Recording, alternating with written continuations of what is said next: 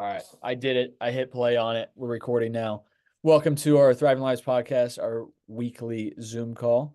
Thanks for being here, everybody. Renee, how you doing? Doing good. How are you? Doing good, wonderful. Weird, kind of a weird week, but it's a good Yeah. week so far. We were just talking before we hit play on just some weird snack ideas and things of that nature, which we can kind of dive into real quick before we get to the topic of the day. Which Renee, what is the topic of the day?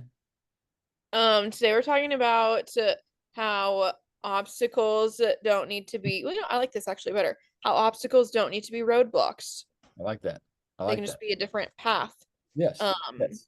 and just like learning how to not fall off when those obstacles do occur, and not letting them, be We'll dive roadblocks. in. We'll dive into some of our personal examples, some client examples that that we can pull on from people that are having struggles at this exact moment, and how we're kind of navigating those things as well. But no, we were talking about a couple. I think it was like last week we started talking about those protein Pop Tarts, legendary Pop Tarts. Maybe that was 2 weeks ago. Renee found those. They're delicious, and we were kind of talking about are they the best ingredients for like a daily basis type of food? Probably not, but they're still good to have on hand. So that way if you don't want to go have a quote unquote healthy meal, but you also don't really want to fall off, that's a good thing to If have in you're in a your to pickle, go mix it up. You're in a pickle. We also got talking about pickles. So Renee, tell us your ideas with pickles on your food. so I'll do a rice cake and I'll do spring mix and then tuna and then pickles on top. That's one of my weird foods. And then the other thing is I will just throw ketchup on random shit. Like I'll do rice, ground beef, avocado, and ketchup. Yeah. Um, Do you or do regular straight up ketchup or do you do like the clean version of ketchup? very clean version of Yeah, ketchup. like no sugar added, Yeah, no sugar, just like no shitty oils and stuff like that. I'm trying to yeah, think no. you It's picture that, probably but like $10 for my ketchup, so that's yeah, cool. yeah. Um, and then sometimes I'll one time I dipped my salmon in ketchup. Nice, Um, just nice. Weird. That's random weird stuff. stuff. Um, Uh, I feel like I have some other weird I think we all do. meals. Uh, Something I do when I'm in prep and I'm eating a lot of egg whites is I'll do half savory and half sweet. So like egg whites are kind of versatile in terms of that because they have really no flavor. So I'll cook them up like regular egg whites, or I'll cook them into almost like a pancake type look to it. I'll do like hot sauce or something kind of savory on half of it, and then on the other half I'll do like a low sugar like Walden Farm syrup on it. So just make it like a little sweet treat. So I'll mm, mix that up, and I'm getting 50 grams of protein and essentially no carbs, no fats or anything else in it. So that's something that I'll kind of mix up. When you get yeah, kind I of to put syrup those, on my eggs. when you get to Syrup. like poverty calories in terms of like you just have like you're very, very low on it. Same thing with carbs and fats. You definitely that's when you can really learn how to be creative with your food. Something I used to do when Nicole always brings it up because she's like, you don't do this anymore. But I used to when I was in prep when we first started talking and dating. When she was like coming over in the evening, I'd go make a dessert. Even though I was in prep, I couldn't have it. I couldn't have normal dessert, so I made my own version of that, which was like Cool Whip or whatever the like very low calorie, like the spray can ones. And I'd put that in a bowl with like sugar-free jelly or Walden Farm syrup and kind of mix that together, put it in the freezer, and it would create like a 20 calorie ice cream. So you could actually have a full bowl of it because it was frozen at that. Syrup and whipped cream. Yeah, yeah, it made it tasty. It was awesome. Um, Mm. or like yeah, if I had some fruit that I would have in my diet at the time, that I'd mix that in there with it as well, toss that in the fridge. So it would essentially mimic ice cream and kind of give me that fix, even though it was minimal calories. So again, be creative with this stuff. That's one of the perks to you guys learning how to read nutrition labels and explore and go find new stuff to combine in the grocery stores. But anyway, though, to the topic of the night, and then obviously, if you guys are on the call, have any questions about this topic or anything else, as always, we'll do a little Q&A at the end and address any of your guys' things. But so, as Renee said, so obstacles do not need to be roadblocks. Obstacles do not need to be what tosses you off. I forgot what I even named this when I sent it out to the group earlier. Earlier, I kind of like the name of it as well. My shit's loading. It was obstacles are opportunities to learn and not crumble, meaning, we're always going to have obstacles and we're going to share a lot of those tonight. But it's important to learn how to tread water, how to navigate those things, how to still control what you can, and not totally fall off. I feel like And a when, lot of it I think is mindset work too. yeah, And it just I think takes time to learn those things. yeah, yeah, definitely. So Renee, you have actually like a back-to-back week of kind of struggles and obstacles that you've been dealing with. Do you want to share kind of Um, what this week's challenges kind of look like for yeah, so I'm a dental hygienist on Monday through Thursdays, and I had to have a tough conversation with one of my offices, and that ended up me putting in my 2 weeks notice the next day. Just with kind of how the conversation went, just a lot of struggles were happening. And some of it I feel like is that it's tough when you have to make that like immediate decision of like, am I going to stay at this job? Am I going to leave this job? And then um I know right now the dental field, like I can get a job anywhere at any time, so I wasn't stressed about that. But most of my patients tend to love me. Some patients I don't always get along with. Just that's personalities in general. And so with that, they had talked to me, like the dentist and the office manager talked to me about like some like bad feedback they got. And so in that instance in the past, what I probably would have done was just shut down, cried, taken that to heart. And instead, now that I feel like I am a lot more emotionally mature, I've got my shit together, I can take those examples of that bad feedback and I can learn from that and grow from it as opposed to letting it just completely shut me down or just me getting very defensive. And so in that instance, I was like, okay, this is just a place where I need to leave this office and I need to grow somewhere else. I'm not going to disregard the bad feedback, but I'm going to change change my path on that.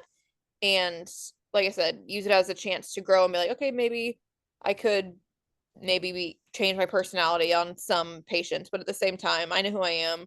I'm not a pushover. I'm not going to let people treat me a certain way. Um, and so that was cool because, like I said, in the past, I would have definitely just shut down, gotten very defensive, and felt bad for being criticized. Um, so that was that last week. And then, you have to go through with trying to get interviews and finding different offices. So that was just kind of stressful at that point for me to deal with. But I managed to find a new job within 3 days, and I think I'll be much happier at the yeah. new office. So that was that, and then I had to have a little like thing, like a little nodule removed on my leg. So that's been another obstacle of just a lot of like emotional stressors thrown at me, Mhm. um, that I've had to just kind of deal with. And once you kind of, I think, have more stuff thrown at you too, and you realize you can overcome those things, it gives you more of the courage to overcome that, if that makes any Yeah, sense. yeah, definitely. Um, and so there's definitely days where I do feel very overwhelmed. I feel like stuff's just like thrown at me. I do take on a lot of stuff between my dental job, online coaching, and I also accepted another job for this spring. And so in those instances, I just have to learn like these little obstacles are just opening doors to other pathways. It Yeah. was kind of ironic. I had gotten a new job offer and then I had decided to leave the other job within 2 days. So it was like the exact time of one door opening and one door shutting. Yep. Um, Yep. so I guess that's kind of So how me. did you circle that back to, I mean, the mindset and the mental strides you made versus like what you would have used to, digest that, if you will. Um, you've come a long way in that sense. How did you, trickle that back down into the fitness components, your sleep components, your nutrition, things of that nature, because that kind of just that work stress alone, even if you hadn't, quit or whatever the case is, just having that work stress is usually a catalyst to people letting their other things go, let alone you having to leave that job, dealing with that stress, dealing with new job interviews and things of that nature. Usually just that, even if that's not taking up necessarily physical time, it's taking up mental space, mental energy that would knock most people off from eating healthy. They'd be like, oh, I had a really shitty day. I need something that tastes good tonight.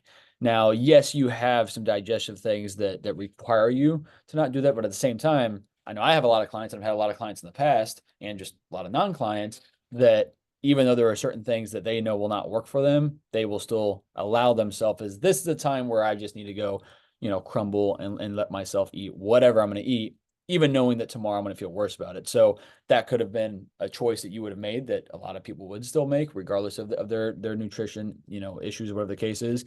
So how did you not let it fully knock you off? Yeah, so again, a lot of that just comes from my own discipline of me learning my body, and my body is probably my body and my mental health are probably the number one priorities in my life. Yeah. And so I don't ever like That stays top. No matter that what else is stays going top, on, yeah. that's still gonna But yeah. like last Wednesday, that's normally my leg day, and I had to go to a job interview from like 2 to 5 p.m. and Yeah. so I couldn't do leg day. So Yeah. and I also knew I had this procedure coming up to where I wouldn't be able to do leg day after that. And so I woke up early Thursday morning and got my leg workout in, and then had to shift a few things around. So like had to switch my back day and my leg day to have enough space in between the two leg days. So it just takes more thought to not let it completely like derail you. Yeah. But I also know when I'm already feeling shitty and down, the last thing I want to do is add in something else to my body that's not going to make it feel any better. You Like, don't don't get want me that. wrong, I will eat more of my like little sweet treats if I want to, or Yeah. little things like that. But in the end, I know that this one little um moment in time where I am beyond stressed or feeling overwhelmed, Yeah. that's one moment in time. Whereas the more I keep adding to that, that takes one moment and that are little those are Compounds little it. stepping Compounds it stones. and turns into Compounds it, yes. And then I'm gonna start and then I'm gonna feel worse. And then I'm gonna shame myself mhm. for not doing what I should have done. Yeah. And so that's just come with practice and time. And I would say also, again, all dependent upon my priorities. Yeah. So sometimes you just have to shift some things around um to be able to learn from that. I was texting with one of my clients and I'll read it here on something that I had told her to. Um,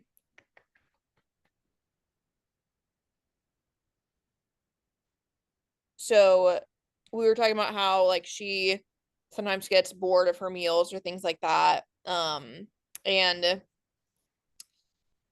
I said sometimes it just takes the mindset of, okay, yes, this isn't the most fun meal, but it helps me feel better 6 out of 7 days.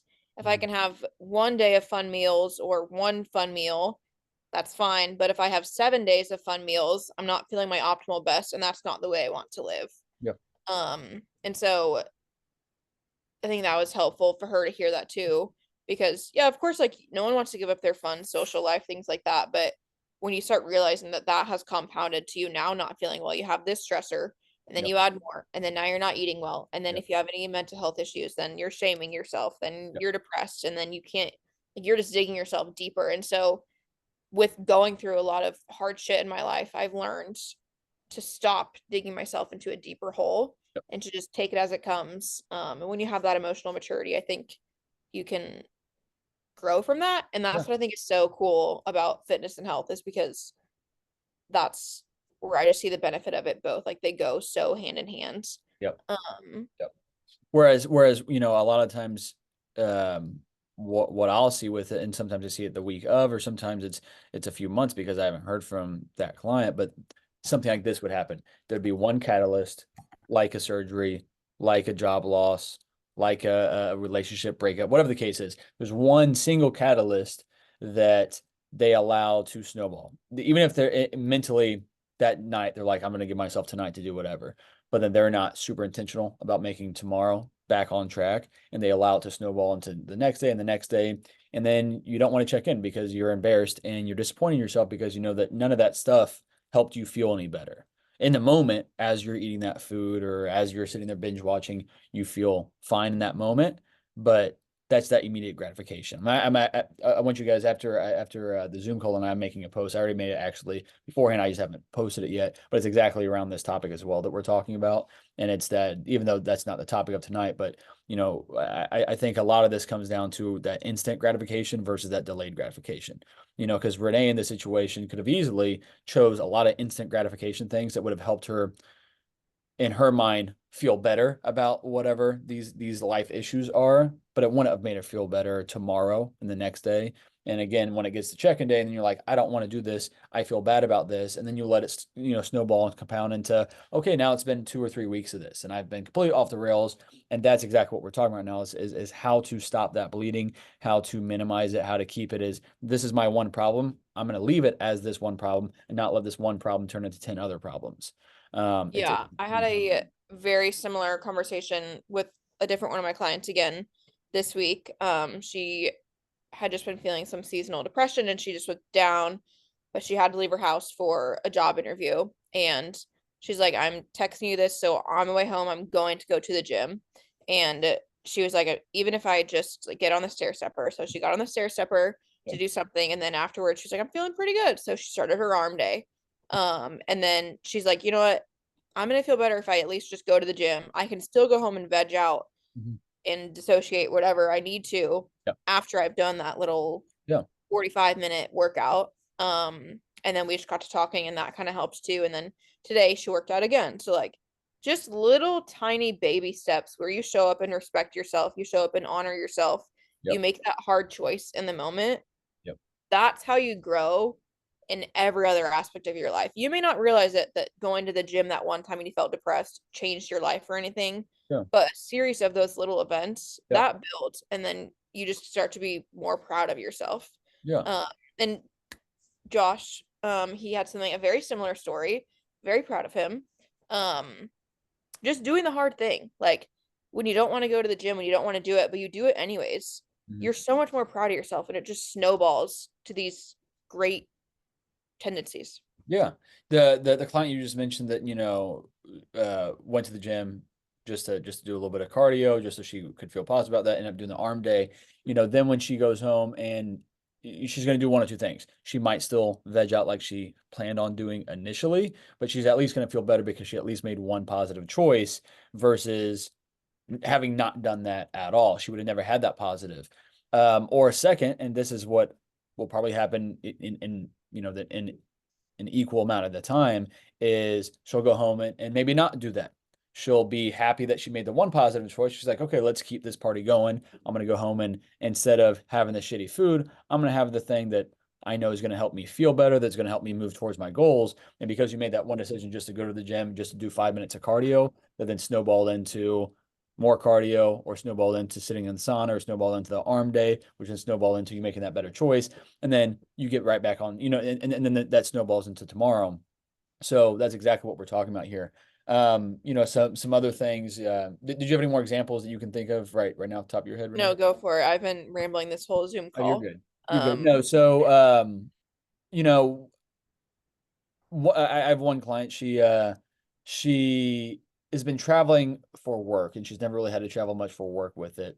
And she's relatively new to TLF, but I asked her how the trip went, a couple weeks ago, and she said that um, work wise, it went great. It was a good work experience, but nutrition was obviously off. And I said, okay, we're new into this. We knew this was going to be a challenge. I gave you some different things and different tips and different strategies that you can go into with the best of intentions. But ultimately, we had to go see what it was going to be like in the very first place. And so, what's crucial for her is that she came home and got right back on track, got right back to check ins and those types of things. But also, from that obstacle that she had with traveling for work, which now she's going to have more and more of that down the road, it's important for her to think back to this first experience. What did she do well with it? What did she control, even though it was difficult to control? And what were the things that were difficulties, constraints and what she could do. So that way she can better plan for the next time with it. We don't have to look at that as a failure. Did she follow her plan? No, but I didn't expect her to, number one. Number two, she should not have expected herself to be perfect with it. But number three, we can still learn from that because there will be other occasions like this. She could have closed her eyes and not reflected, and she wouldn't have grown from it. She would have another travel trip and she would do just as bad or whatever the case is. Not even saying that she did bad, but she wouldn't have improved from that situation. So it's super important that she has those reflections and that she just, trusted that, hey, I'm going to go here, I'm going to struggle, I'm going to figure it out, and the next time I'm going to do a little bit better with it. Some more examples with it as well as, I have a couple clients that either have surgeries pending coming up, some people with some injuries right now that's affecting, maybe they can't do all their workouts or things of that nature, which in all these situations, that was kind of the fear around it, from some of these clients is that, what do I do? What do I need to be doing if I can't be working out for these couple weeks? Renee, she's not gonna be able to hit legs for the next couple weeks due to her, her incision that she has right now. So what does that mean? That means that we should not let everything else go. We could use this as a time to self-sabotage. Well, I can't work out, so I might as well sit at home and just eat like shit. Might as well not meal prep or whatever the case is. So that's when it comes back to what are the things we can't control during this time. You can't work out, but you can still focus on all the other components of your life. And if anything, you should now have time and more effort and energy to put into those things to make those things even better during this time that you can't work out. Um, so it's a matter of pivoting and adapting to what life is kind of thrown at you and then adjusting with it. And to use myself as an example, obviously with the baby, and I've talked about this over the past 4 or so months, but having to learn to adapt that. This is a time where I think a lot of parents, and I work with a lot of parents that have made this exact choice where they let everything go. Any of their healthy habits they had coming into parenthood, they let go. Um, and to say that I put some of these things as top priorities in my life the last 4 months, that would be a lie to say that, but they shouldn't be priorities to that level where it's taking away from the family and Lola and things of that nature. But I still kept them as priorities. So I'm still accomplishing 80% of what I normally would be because they're still priorities and I have systems and routines and organization in place that no matter how busy and hard the day is, I'm still getting things done because at this point it's automatic. It's effortless at this point. For instance, today, I was going to be gone all day long. Um, I got up and put all my chicken in the pressure cooker, which now I have 3 or 4 weeks worth of chicken cooked in the freezer. But I did that before I left this morning. You don't have to meal prep just on Sundays. Just adapt with what the week is throwing at you and what the week is giving you. Um, I yeah, think adapting is the biggest thing, yeah, is you just have to take the self-initiative to adapt instead of using it as an excuse. yeah, yes, But yes, it takes time exactly. to learn it. It truly takes time to learn that. So you shouldn't shame yourself when you make the wrong decision once or Yeah, twice, but you have to be open to growth. yeah. And you should be searching for ways to stack those wins, stack those positive choices. Here's kind of the post that I was going to make afterwards. I'll just go ahead and share it on here as well. So every time you choose a better food, so picture yourself as you're just getting started with these lifestyle changes. Every time you choose a better food, every time that you meal prepped when you didn't want to, every time that you work out when you would rather go home and sit on the couch after work, um, every time that you go to bed around the time that you should be going to bed instead of watching that one more episode. You're not just building discipline when you're doing this, you are rewiring your brain. You've obviously lived a certain way where it didn't matter what choices you made when it came to food. Workouts weren't a priority that you ever really made happen. Things like that weren't. So we have to rewire those things. And you have to respect that shit's going to take time. Especially the older you are, the more set in your ways, the longer this stuff is going to take, and the more choices you're going to have to make to kind of flip the script on yourself. But those choices compound on one another, kind of like we've been talking about the theme of this the entire time, and make the future positive choices 100 times easier to make. So that choice to go to the gym when you were stressed out after work, though you didn't want to, that it helped you today. So next week, if you have a similar day to that, you can reflect and come back to, okay, that really helped me last week. So I'm going to go to the gym and keep doing that. And so then over time, it's just automatic. Good day or bad day, you're going to the gym regardless, or you're going to meal prep, or you're going to make it happen. You're going to eat the healthier food, whatever the case is, because now it's automatic. You know that those decisions allow you to feel better, tomorrow and the day after and the month after and the year after and things like that. Remind yourself of these things though the next time that that devil's on your shoulder trying to convince you to do what's easy instead of doing what's aligned with where you want to be in the future. So again, that comes back to delayed gratification versus immediate gratification.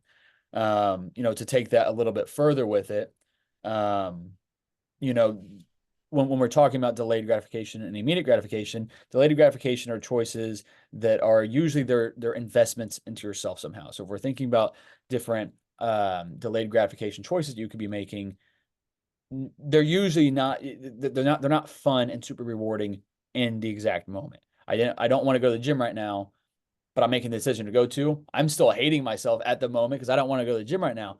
But it's an hour later or even 10 minutes later when I'm at the gym, I'm like, oh my God, I'm so thankful that I came and did this. It's those delayed gratification choices. They're not quite as fun today, but tomorrow we're thankful that we made them. Where years from now, when we've continued to make those delayed gratification choices, we are thankful we made those. Again, this comes back to a really, really good way to think about this in a quantifiable sense is investing for your retirement. Most people here that some way, shape, or form are hopefully, investing in their retirement. And that's not fun to see that coming out of your paycheck or to be putting that money into a Roth IRA that you can't touch until you're 59 and a half years old. But what's fun in those choices, what's fun in knowing that money has come out is that it's there for you in the future. So yeah, I'd rather have that chunk of money going straight to my bank account today, but I know that is there. That's setting myself up for the future. Well, it's exact same thing when it comes to the choices you're making about the foods you're putting in your body on a consistent basis. The exercise that you do or the exercise that you don't do. All that stuff kind of matters with it. And that future self, when you're 60 and you're retired, you're going to be thankful that you were stacking away that money. And you're probably going to say, "Damn, I really wish I would have taken this shit more serious then." Well, that same exact thing is going to be happening with our health too if we take it for granted right now. And immediate gratification are usually choices that are generally the fun choice today, and the fun choice in this moment, but usually lead to feelings of frustration, like you let yourself down. So again, if we think about this in that investing sense, when you're 59 and a half years old, and it's time to start taking money out, or 65 or whatever, and you don't have any money to take out because you focus on all the immediate gratification shit for the last 30 or 40 years of your life, you're gonna be pretty pissed off at the younger you and not really have much to be able to do with it. And same thing with the health and things of that nature. When you're, sitting in a retirement home 10, 20 years earlier than what you should be and got kicked out of your house or whatever the case is, and your kids made your move and go into that, when you see these other 80 and 90-year-olds out thriving, kicking ass, and you're like, well, what's the difference between me and them? They were making conscious decisions on a daily basis about where they wanted to be at in the future. So I think that's pretty much about it though. So anyway, I think we kind of smashed that. Renee, you got anything to add to any of that? Always reflect and check in. There you go. That's good. Always reflect and check in. And another thing to expand upon what Renee just said about always checking in. Um, most people that are here, you've done some sort of nutrition program before, you've done some sort of diet before, you follow a workout plan before. Maybe you haven't, but usually the reason why those things don't work for the average person is because you're not accountable to yourself enough, and you need that outside source of accountability. And in the past, you got stuck in those bad cycles of you had a bad week. I don't want to talk about it. I don't want to think about it. And again, when you're doing that, when that's your mindset, you're never going to grow from those bad weeks. It's just like if the Chiefs, I'm not going to use them as an example. If a 10-year-old baseball team loses a game, we have to reflect on what happened, what went wrong in that game, what was wrong with our execution, what do we need to work on and practice next week so that next weekend we can show up to that game ready to go and locked in. So that same thing needs to be happening. You've got to be reflecting, if taking this into the workplace. If Renee's doing shitty on cleaning people's teeth, she needs to have that conversation with, her boss is going to have that conversation with her, but that's to grow. Just kidding, Renee. I'm just fucking with you. That But wasn't what happened. Don't worry. yeah, That wasn't but the but gist but of it. again, in But business exactly. and careers and everything that we're doing, we have to know what we've been doing well and what we've been struggling with, and just be honest about that. You're not in trouble. when you have a bad week or whatever the case is. And you shouldn't feel like you're in trouble with yourself either. If that's the mindset you're going into it with, you're going to continue struggling. And you're not going to overcome a lot of these things either. What's up, Mickey? Hey, Mickey. Um, but yeah, Uh, so I think we had Marcus. We talked about this too. I think last week. I was feeling a little bit overwhelmed about something, and it was almost like the exact same moment that Marcus said it. I was like, "Oh shit! Like this is right. Like you're exactly right. This is what I could do better." Um, and just in those moments too, that's just when you learn and you realize instead of like Marcus wasn't attacking me, like I wasn't attacking myself. It's just, oh yeah, truly having that growth mindset is what's going to change those obstacles from roadblocks to just new pathways. yep, yep, exactly. Anybody else have any thoughts to add on to me and Renee just chatting for a while now? Anything help you? Any questions on any of that stuff? What's up? What Yes. up? I just got a little bit to add to that. Sometimes I try to think of it as like, when you're in the gym lifting weights and you wanna get your strength up, get that weight up. You're gonna have to, face heavy weight and possibly, not being able to lift it or struggle lifting it. And I think that same thing applies to, what you guys are talking about. You're gonna come across obstacles, but you can't just like let that weight come back down. You guys still try to push it up. And once you get it up, it's gonna be easier the next time and you're stronger from it. Exactly. And oftentimes, if you're choosing that heavier weight, you probably have a spotter, somebody helping you if you can't get it, Yeah. which metaphorically is us as well, and in everybody here on the Zoom call as well. We're all here to help one another in some way, shape, or form, even if that's just strength in numbers. We feel like people have our backs, even if none of you guys ever talk or meet each other. That's totally fine, but it's got to feel good just knowing that there's other people that are struggling with the same shit, but they're showing up for themselves. So why can't I show up for myself? Um, good addition, Dex. Anybody else got anything to add? Any questions pertaining to this or anything else that's on your guys' mind? I got a random question. How many people are in the community now, like in the group On the face discussion board, whatever? Yeah. on the Facebook group, there's like Well, four. no, not Facebook, the app. Yeah, on the app, 100 plus. Oh, okay. Yeah. I was just curious because I know it's like a lot. There's been a lot of discussion compared to like last There year or so. there has been. I'm gonna give Renee the credit for that just because, when it was just me, there wasn't a whole lot of that either. But no, I mean that's what I've always wanted, especially once we switched over to the training app from just, when I wasn't using the training app, is to have more of those, conversations and just that support from one another. If somebody has a question, there's 5 people jumping on to answer those questions. If you're here on the Zoom call, definitely chip in with that as well. Don't feel like, your solutions, your ideas aren't going to help somebody else because I do weird shit when it comes to food and workouts. I mean, I drink chia seeds and Renee thinks that's absolutely bonkers. So like what works for me might not work for you, but what works for you might work for somebody else as well. And that whatever I was going to come up with, maybe that's not going to work for them. So again, there's strength in numbers with all this stuff. And so I think that if we can continue that community feel with this, I think it only empowers everybody to do better and better in their journey, and hopefully feel even more confident that hey, this is a space where I can talk about these exact things. I think that's really, really important to recognize is that, every single person here, including Renee and I, sitting here talking about vulnerable stuff, everybody has to kind of step into the uncomfortable zone when they join something of this nature.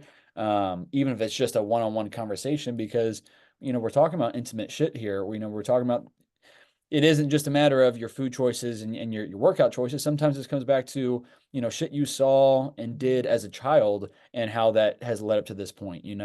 Um, so I respect that it's all vulnerable stuff, but just understand that we are all, every single person in this group talking about, health and fitness. It's way, way deeper than that. Um, let's see here. We got some comments going on. I've been really struggling with football every weekend. If you didn't know, Josh is, starting linebacker for the Chiefs. Just kidding. just a huge fan, aren't playing. I've been using my iPad to listen to the games and work out instead. That's awesome. So when the Chiefs aren't playing, he's using an iPad to listen on to other games and things of that nature. But yeah, I mean, so struggling, Chiefs season, I look at this as like with the Chiefs, it's like 24 holidays throughout the year because of all the games and whatnot that we have, especially because that usually leads us up to the Super Bowl, hopefully. But so every week we have something of that nature. And so that's just what's important to, for me, those are usually my cheat meals that I'll designate for that. Days where if I'm going to have, a couple drinks, it might be during a Chiefs game, especially if I'm actually going to the game, not necessarily just sitting at home watching it. But yeah, but planning ahead for that as well, though. If you're used to meal prepping on Sundays, but now it's Chiefs season at Sundays, that might not work for you anymore unless you want to get up earlier on a Sunday to get that shit done, moving that to a different day, doing it on a weeknight instead. Honestly, at this point, I'm kind of thinking that I would recommend that to even more people, because some people don't want to take, Sunday to have to go to the grocery store meal prep. But if you do it on the weekdays, it's gonna be less busy at the grocery store. And then you have the weekend where you can just go get a workout in on Saturday and Sunday and then come home and just chill the rest of the day.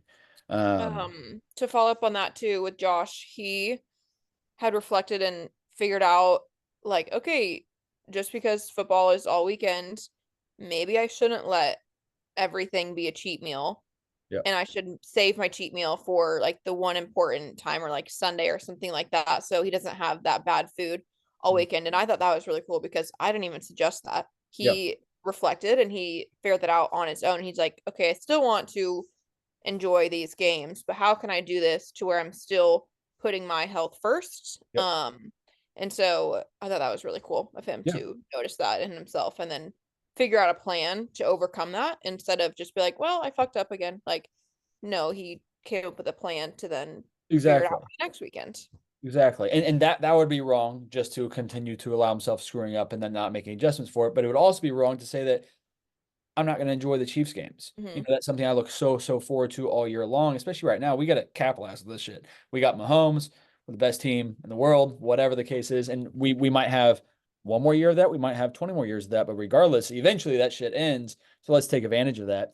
And not miss out on the fun stuff with it. But so again, though, missing out on those opportunities to enjoy that time with friends. And if that's where you want to prioritize your cheat meal, there's no reason to not do that either. It's just how do you find that balance? How do you shift things around the rest of the week and be intentional the rest of the week so that you can not feel guilty about that, so you can enjoy that time, but it not work against you in the long run as well. Mickey said she got on, is already chatting. She's only been on 4 minutes.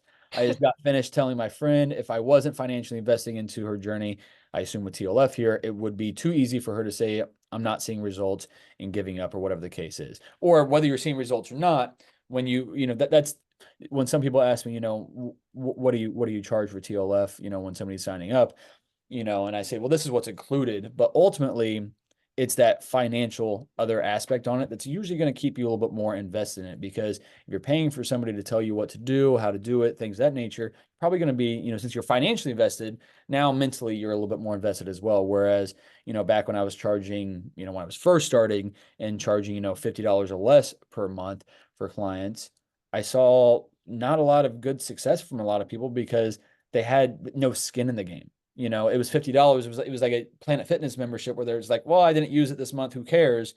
And that's not what I wanted to get out of it. So yeah, I mean, and to take that a step further as well, I personally feel like when everybody's, sitting down and looking at their budgets each year, you don't see this. Like, if you look at, financial people on like Instagram and shit like that, this is never part of those budgeting systems, but health should be a part of your budget. That should be an item line where every month you have an allotment that you can use on your health, whether that's chiropractic care, that is, massage, that's a trainer, that is,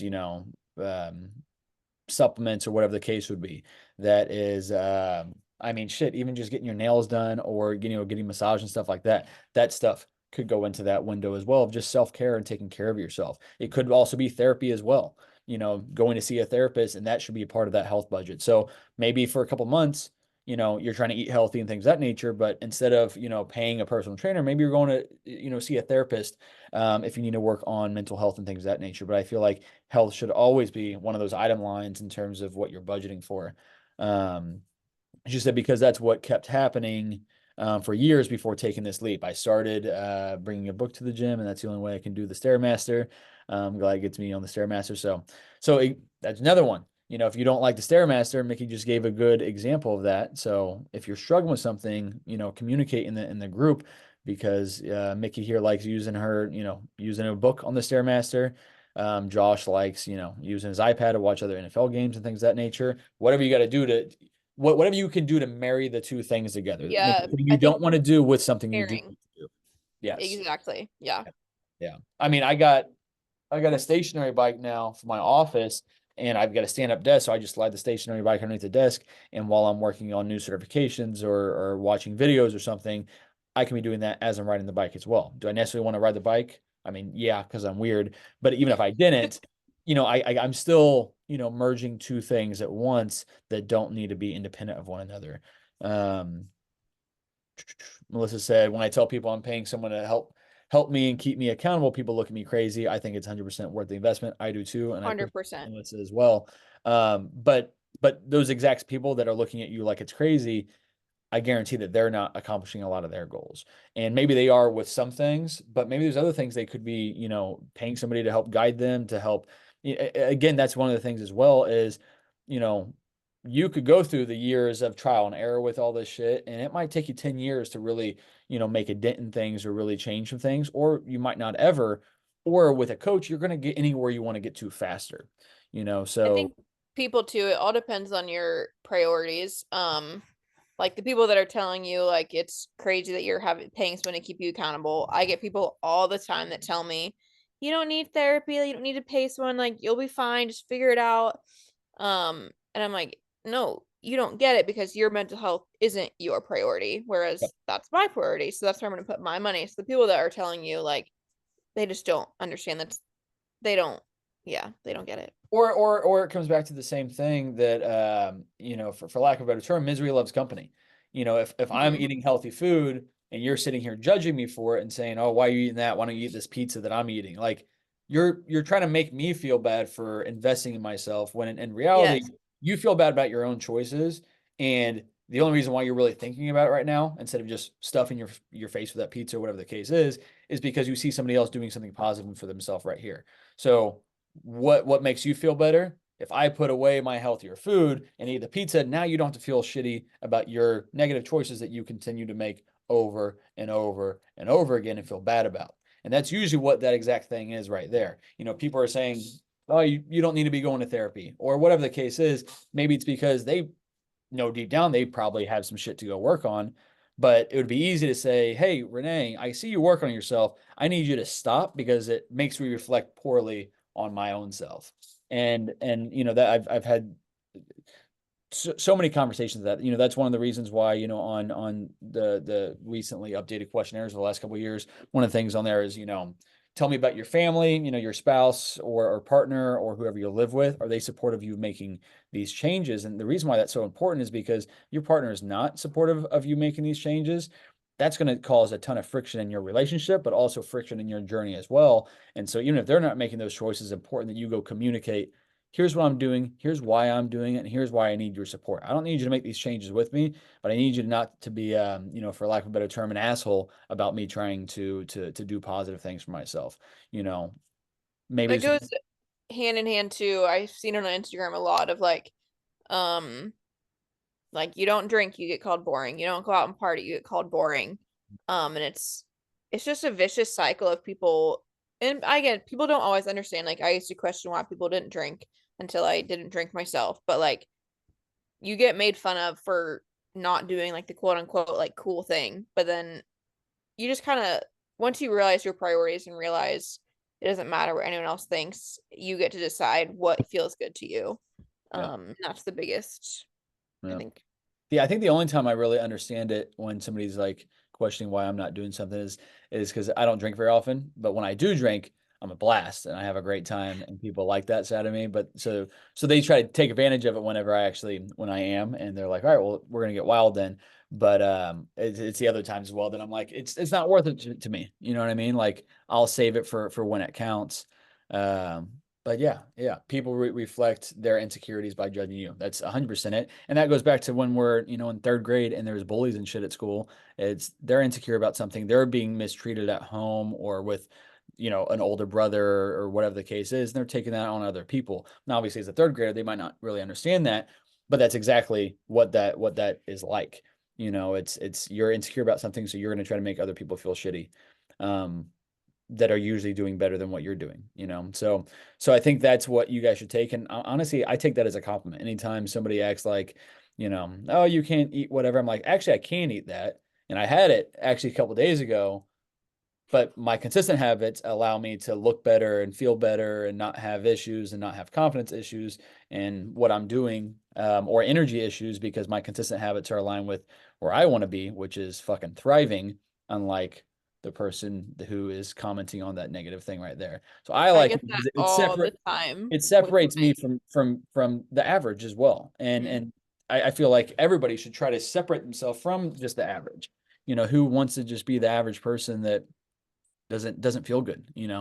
What's the fantasy thing? Josh is just throwing the random shit out there right now. He just said that I'll never forget when Marcus lost our fantasy league and had to eat 16 waffles from Waffle House. Yeah, so I did that Waffle House challenge when I lost the fantasy league a couple of years ago. You have to be in Waffle House for 24 hours, but every waffle you eat is an hour off your time there. So I think it was like whatever that number equals out to. I think I had 15 waffles and I was there for 9 hours. I got there at 3 a.m. and left at noon. It was awful. I think I slept for about 12 straight hours after that. And also, if you want to see the macros on 15 waffles from Waffle House, it is ungodly. It's way more fat than I expected as well. By the end of it, I think the last like 6 or 7 pancakes, because the first 9 I was just using sugar-free syrup. The last like 7, it was just like dipping a quarter of it at the time in water and then just like smashing it down like I was Kobayashi eating hot dogs. Do you hate Waffle House now? I haven't been since. I would go back now. I think for the first year or so, I was like, I'll never go back, but I'd go back now. Who doesn't like some Waffle House experience? Yeah, you got some wild friends. Yeah, yeah. He said, perfect person to get that punishment because he could self-correct better than anyone. Very true. Very, very true. But yeah, anyway, though, good talk tonight. I think we got even deeper into this shit than what I expected to. So that was I love awesome. all the interaction. Yeah, exactly. Yeah, thanks for all the comments and being on the call in general, guys. Checking days tomorrow. Have a great weekend. Go Chiefs. Hopefully we're going to the Super Bowl. That'd be badass. Yeah, have a great weekend. Have a good check-in day. Kayla, you got something? Yeah, I just Finish want it. to throw a PSA out there. All right. I just went to Arizona and I got fucking sick. I'm pretty sure I got it from the airport. Okay. So there's a very bad virus going around right now. Awesome. Just wanted everybody to know. What day did you get back? I got back Monday and You I still got sick. I flew in the Friday before last and I got sick on fucking Sunday. So I was sick from Sunday until now. So it's been like 10 days. Oh, that's miserable. I'm sorry to hear that. It's not a good time. And I know a few other people that have it and they can't give you anything because it's a virus. Oh, So so hands, stay clean, vitamin C. yeah, all the vitamins, all that Yeah. good stuff. Yeah. Well, rest up, hydrate, do everything you can to feel better. I'm sorry that you got that going on, Kaylee. But the big thing though is that as soon as life allows and your body allows to get right back on track as soon as you can. I guess that's the best advice I can give you other than just chilling. Yeah. I just don't want anybody else to get sick because Yeah. it was not fun. Yeah, definitely. I'm sorry to hear that. See you on checking in tomorrow though. All right, y'all. Have a great night. See you guys tomorrow. Bye.